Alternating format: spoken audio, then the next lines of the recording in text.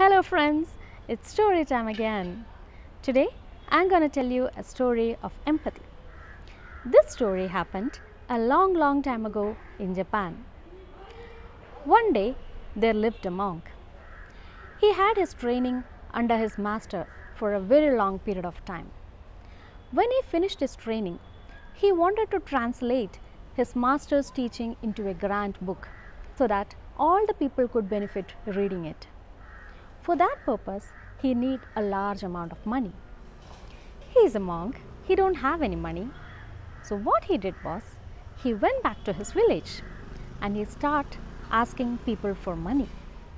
After 10 long years, he collected enough money to start his work. The major chunk of the money that he got was from the poor people who spared their little amount of money that they have. When he was about to start his work, something unimaginable happened. A flood ravaged through the village and it destroyed people's lives and livelihood. So this monk, without even having a second thought, he went to his village and he spent every single penny that he had collected throughout these 10 years, and he spent in rebuilding their life and livelihoods. And the next year, he went around again collecting the money. After a long period of time, he could get enough money to start his work. But that year, a hurricane struck the village. The hurricane ravaged the village and the villagers lost their houses and their livelihoods. So again, our monk went back, spent all his money in rebuilding their house. Third time, when he was about to attempt to start his work, a drought hit. People started dying without water and food. Again, our monk went back, spent all his money in saving their lives. After long 40 years of hard work, he could finally finish what he dreamt of. He did completed his book. This book turned out to be the most important spiritual book of Japan.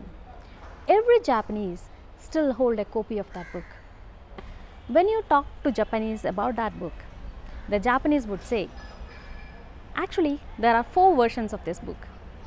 The first 3 are invisible, but those 3 books are the most spiritual and the most holier than the 4th one, because it is written in the language of empathy.